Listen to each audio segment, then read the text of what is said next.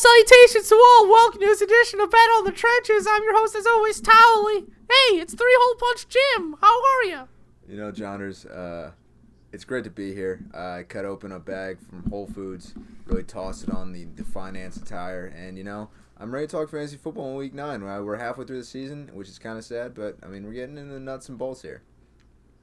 That's Ryan McGinley. We also have Steve Catalano. He's like a surfer, dude. What's up?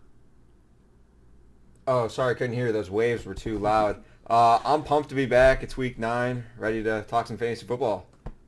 Okay. Hey, let's so make sure if you're out there watching, go to climbthepocket.com, go to YouTube, the Climb the Pocket YouTube page, subscribe, hit the thumbs up button, ring the bell, everybody. That's how you're going to get your notifications weekly. We're trying to help you out here, give you some free football advice. But hey, let's get to the newsstand.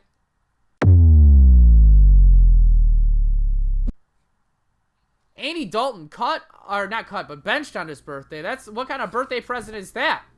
I mean, that's pretty terrible, Jonders. I mean, they gifted him a clipboard and told him to take a seat. Honestly, that team hasn't been fantasy relevant since about Week 3. We were told that they were all going to be good. We were told that all these guys were going to get value since A.J. Green was out. That hasn't been the case. Tyler Boyd's been up and down. Joe Mixon has been pretty terrible, actually. He found the end zone last week, but, I mean, that's not something we expect to continue. With the new quarterback, they might be the same, which is not startable, so you don't even have to put them in your lineups. Hey, Steve, Matt Bryant cut. Yeah, we don't really talk about fantasy kickers or defenses on this show, but I guess we got to touch on Matt Bryant. Veteran, got brought back to the Falcons back this year, but he's just been awful this last game. He missed multiple kicks. The Falcons are done with him. They're ready to try someone new. Hopefully they can find someone different to become the new Matt Bryant, but his time in Atlanta is done for sure. Steve, I'll give you this one too. Chase Edmonds was looking good in that Cardinals backfield. Now we have Kenyan Drake. How do we feel about this? I mean, for the short term, I guess it's good. I guess they already determined that he's probably going to start the game. They also said they're going to limit, the amount of work he gets, so they're going to mix in those new guys that they signed as well. Probably pretty even split, but I guess Kenyan will probably get most of the carries right away. But it's nothing to get too excited about. I think if you have Kenyan Drake, I think you could possibly put him in your lineup, I guess, in a deeper league. But it's definitely a wait and see kind of thing. See what happens with Chase Edmonds, David Johnson coming in next week. If they like Kenyan Drake, I mean, I guess his role could grow. Hey, Ryan, can you give me an update on Matt Ryan and Patrick Mahomes? Yeah, well, Matt Ryan, I think he going to be back this week, seemingly. I mean, Matt Schaub stepped in and did exactly what Matt Ryan does and throws for almost 500 yards and a loss. So nothing changed there. And Patrick Mahomes, I mean, it looks like he's going to be back soon-ish. But, I mean, I mean, when he originally hurt that knee, we were seeing, there's a 40% re-injury rate with that. So, I don't understand why they're rushing him back when Matt Moore seemingly was fine in that offense. I mean, against a lesser team than the 7-1 Green Bay Packers, they could probably beat them with Matt Moore just based on how good their offense already is. So, I don't understand the rush back with Mahomes. So, who knows, man?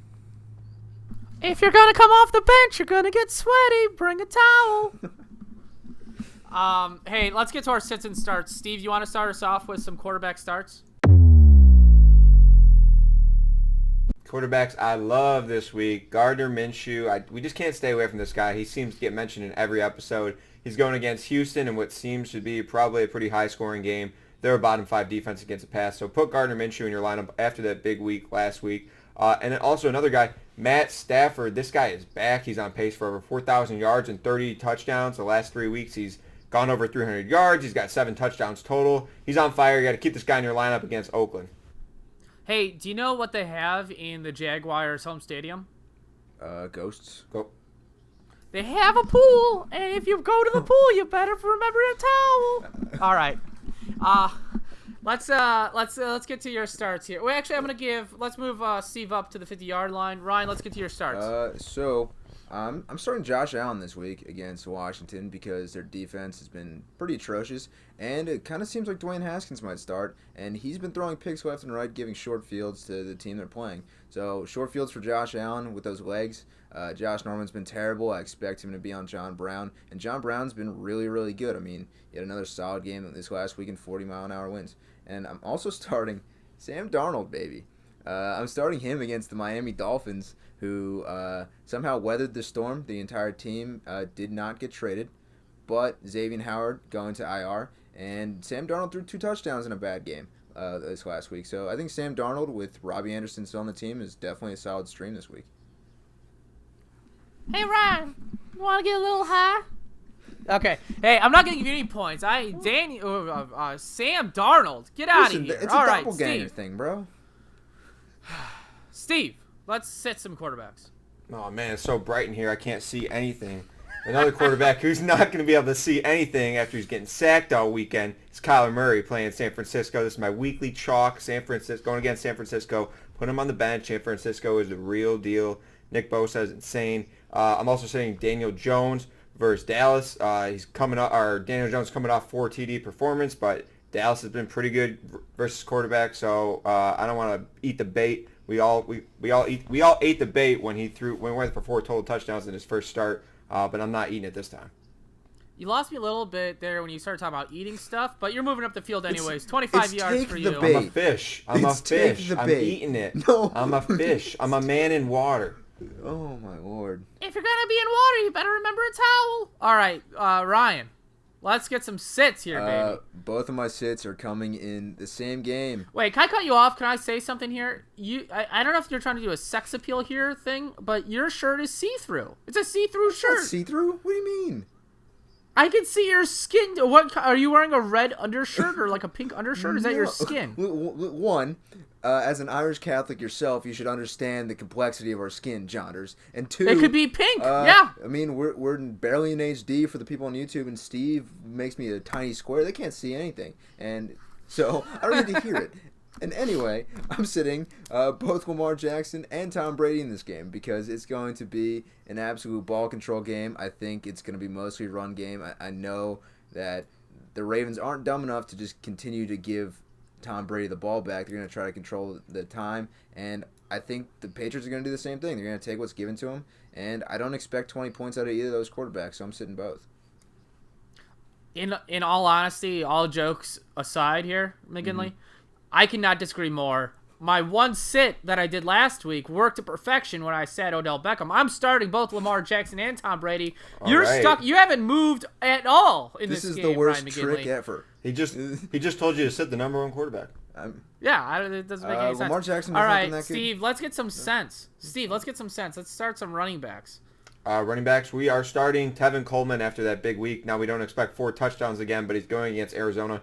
So what a great follow-up. That's chalky chalk. And then we got Nick Chubb. I just wanted to talk about him. That's why I threw him in here. You're always going to have Nick Chubb in your lineup, but they're going against Denver, who is not playing Joe Flacco anymore. And Nick Chubb, if you watched him last week against the Patriots, he was slicing up that defense. Besides the 2 fumbles early on, he came back with vengeance, and he was tearing up that New England defense on the ground, who was, I'm pretty sure, the best run defense against fantasy running backs. So I really like Nick Chubb. I think he's about to go on a tear. And when Kareem Hunt comes back, I don't see him getting anything less than 60% of the carries.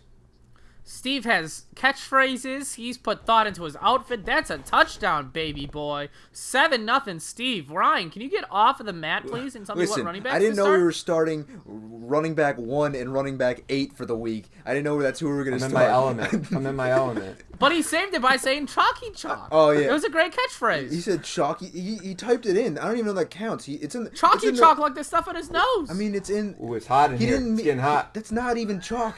That's not a thing. Anyway, we're starting the new running back in Arizona. Kenyan Drake, baby. Let's go. Because they've got nobody else. I mean, Zach Zenner, he's not good. So Kenyan Drake's going to have to get touches. He might get 20 touches. They might go for 40 yards, but he's got a chance to get in the end zone, and that's really all you need. And I'm also starting Jordan Howard against Chicago. Bad start usually, but we got a revenge game. They got rid of him. No, you're done. You're done. Revenge game is an automatic refusal of points. Whoa. We're moving on. Yeah, I didn't know that rule. Yeah, no, it's maybe a new What rule. kind of I don't rules know. are But these? revenge game is. This is week. This is week 9 of this show, and we're just making up things. There's no way I don't win. I'm locked in. For All the right, win. Steve. I like that cocky attitude. That's good, Steve. You know what? I'm gonna move you up to the 50 just for that attitude. That's a good attitude to have. You're moving up. Let's to the 50. go. Steve, let's sit some running backs.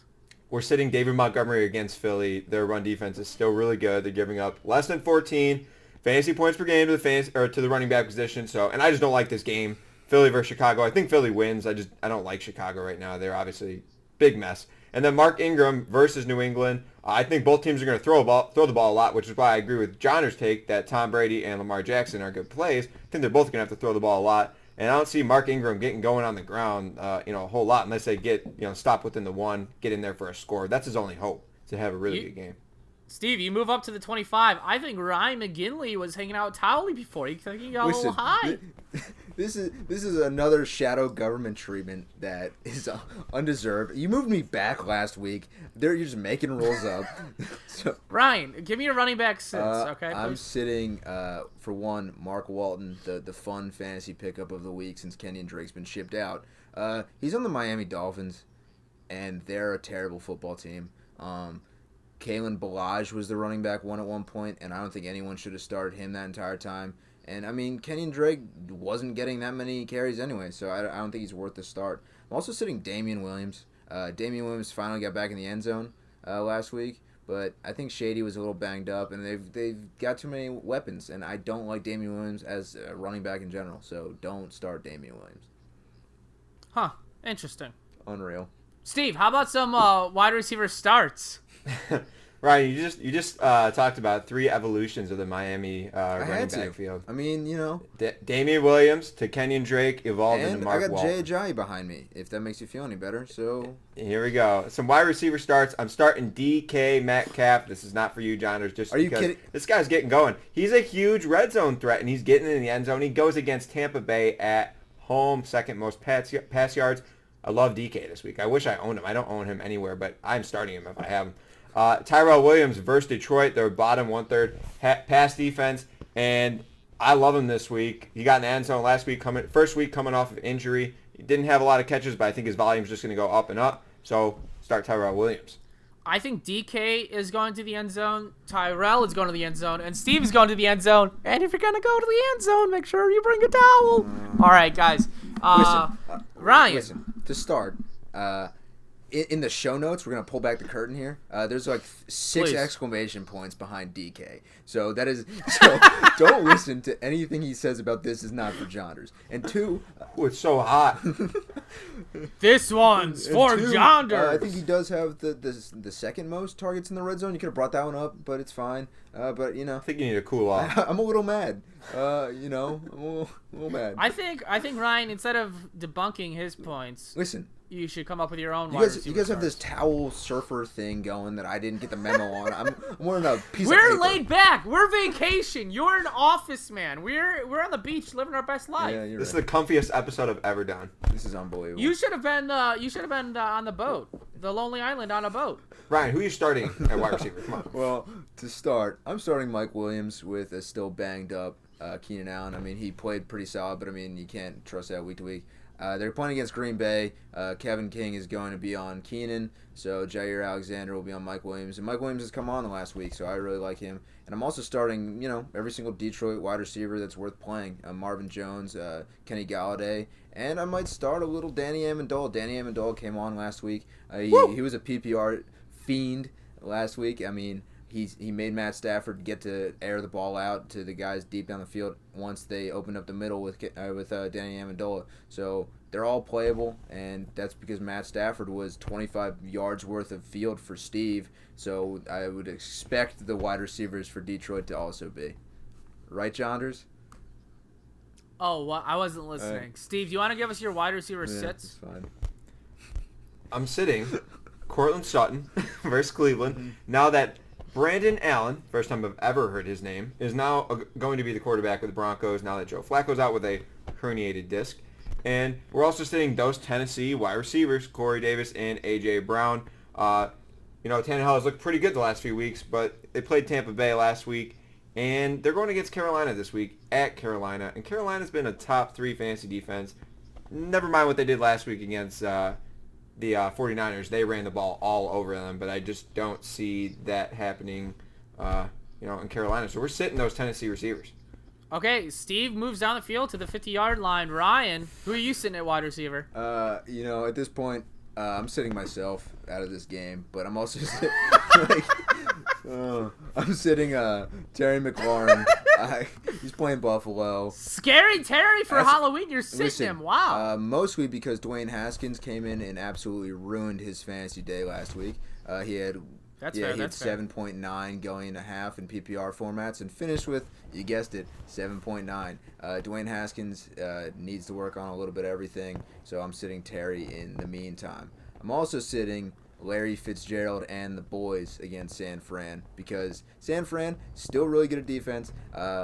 They made sure that Kyle Allen was bad, and they were great the first 7 weeks too. So anybody against San Fran is now a chalk play or chalky chalk or whatever the nonsense lingo you guys made up. And yeah. All Thursday night, I'll be tracking Richard Sherman against Larry Fitzgerald. That's what I want to watch. I mean, it's the last time we're going to see that, and I mean, that's magic. You think so? I mean, have they played? Have they played already this year? They put me on the spot. I don't have the answer. Well, regardless. All right. Well, let's move on. We're not giving Ryan any points, obviously. Yeah, they played. They played. Oh, they did? Okay, let's move on to Steve's, both his tight end starts and his sit. We're starting TJ Hockenson against Oakland. Love that. And we are sitting Mark Andrews. I don't want to sit Mark Andrews, but it's a really, really bad matchup. So if you have a better option, maybe consider it, but you're probably starting him. So, Mark Andrews. All right, moving up to the 25. All right. Hey, Ryan. Yeah. What do you got for me at tight ends? We're starting Greg Olsen because Cam Newton might be back. So that's his boy. If not, still Kyle Allen, which is, not good. But Greg Olsen, start if Cam's there, and start if Kyle Allen's there. And also, we're sitting Zach Ertz. We're officially canceling Zach Ertz as a tight end, definite one that you have to play every week because Dallas Goedert is seemingly taken over the role of main tight end, which is kind of crazy to think in 2019 that's already happened. But he's better at pass blocking, he's better at run blocking, and he sheds blocks and gets out there while Zach Ertz is a big, slow slot receiver. So we're sitting Zach Ertz. Are you surprised there's no tight end trade talks for them? I'm honestly... my boys in Seattle could have used somebody. If you guys want Zach Ertz, by all means. But, Dallas Goedert's more of a tight end that you guys would use, like Disley, who was a blocking back in college. So is Goddard. You know what my favorite things to do on Halloween is? Is it tricks? Play Mario Party. Have you ever played Mario Party, guys? Of course. Oh, yeah. So we're at the end of the game here. It's 14-0. Ryan thinks he's out of the game. But you know what? Yes. We're going to give Ryan a most handsome touchdown right now. It's good to be here. We're going to give Ryan a best sportsmanship touchdown right here. Oh, come on. He was throwing shots. And we're going to give Ryan, he's been my friend for a long time, we're going to give him a friendship touchdown right here. It's 21-14. Ryan McGinley wins. How's it going, baby? I was about to do the wave dance. Man. This is great because everything I said about you making up the rules, I take back. Because bad sportsmanship. What is this? You make up the rules, everybody wins, Jonders, except for Steve, who's got to produce this later. That stinks. But make sure that you subscribe to Climb the Pocket on YouTube at Jonders FPT, at Bootleg Fantasy, and Steve 2.0 on Twitter. All right. Bye, everybody.